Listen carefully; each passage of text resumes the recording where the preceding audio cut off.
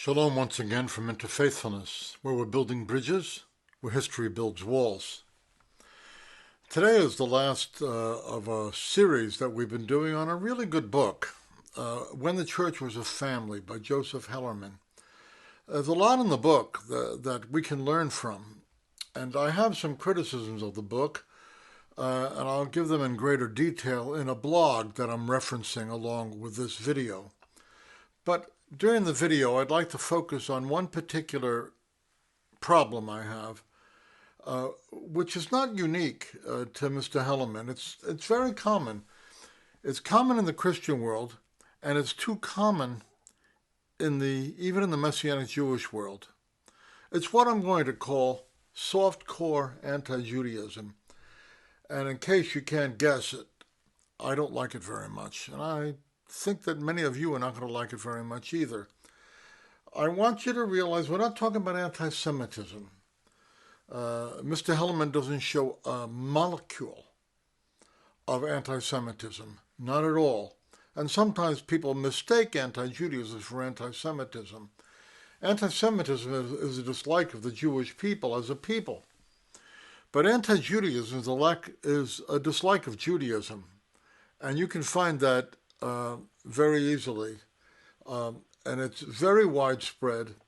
And it's something which I consider to be a great tragedy and a great disservice. And I want to show you where it crops up in Mr. Hellerman's otherwise thought-provoking book. So let's look. His reflexive Christian dismissal of Jewish thought pops up periodically in his book, like a whale surfacing to blow off carbon dioxide and to take in oxygen. Like so many other Christian whales, Hellerman assumes his distorted view of the Jewish people, their leaders, and their tradition is axiomatic to what the Bible has to say. In other words, he's saying, hey, this is not anti-Judaism, this is Bible. In the process, he is unaware that he's only recycling a series of old, discredited, and insulting viewpoints which I term soft-core theological anti-Judaism.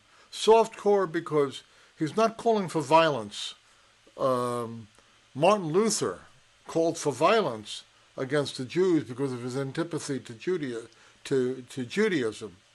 This is not hardcore hatred. It's just a dislike, a dismissal, and an insulting viewpoint about Judaism, which I think is terrible. Let's look at it for a minute. For example, he says this: the Jewish leaders of Jesus' day thought they had God all figured out. They did not need anyone to tell them what God was like.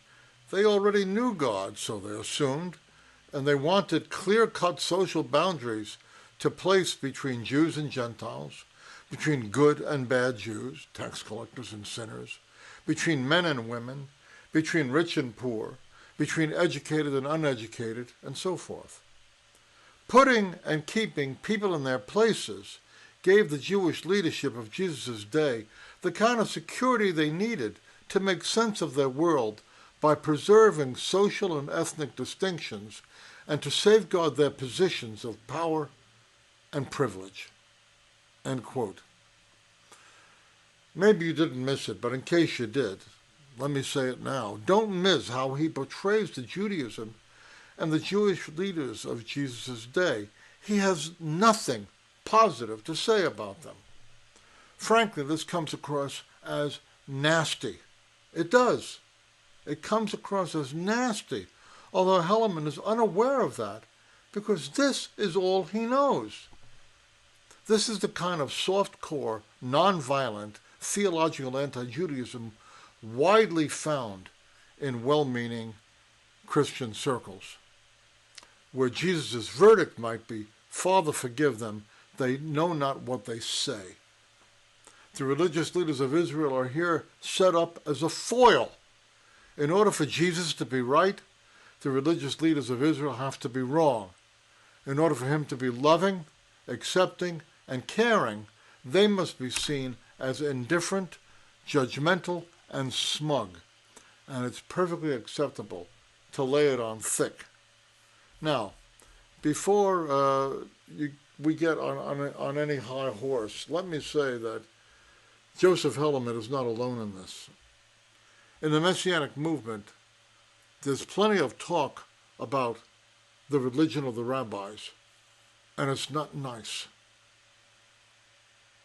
I'm thinking of the movie, The Passion of the Christ, Mel Gibson's movie. He gets one thing right in the movie. The crucifixion is gruesome in the movie. He gets that right. But he presents the Jewish leaders of Israel like a kind of a soulless religious mafia. It's a terrible film. I was deeply offended, deeply affected by it.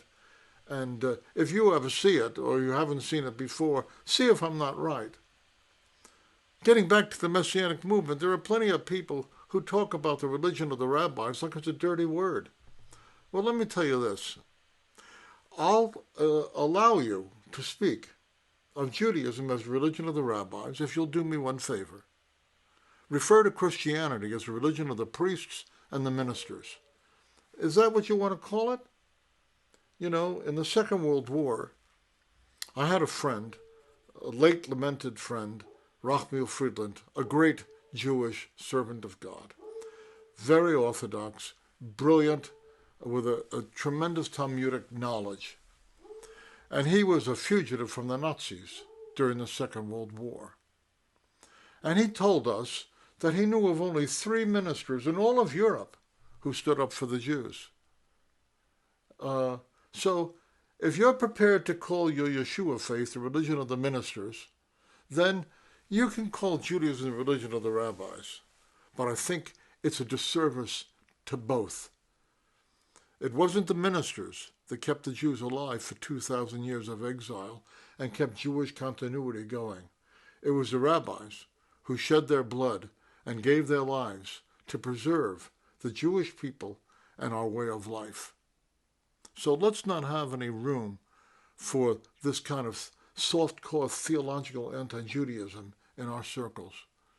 And let's not throw any stones at Joseph Hellerman. He's a good man.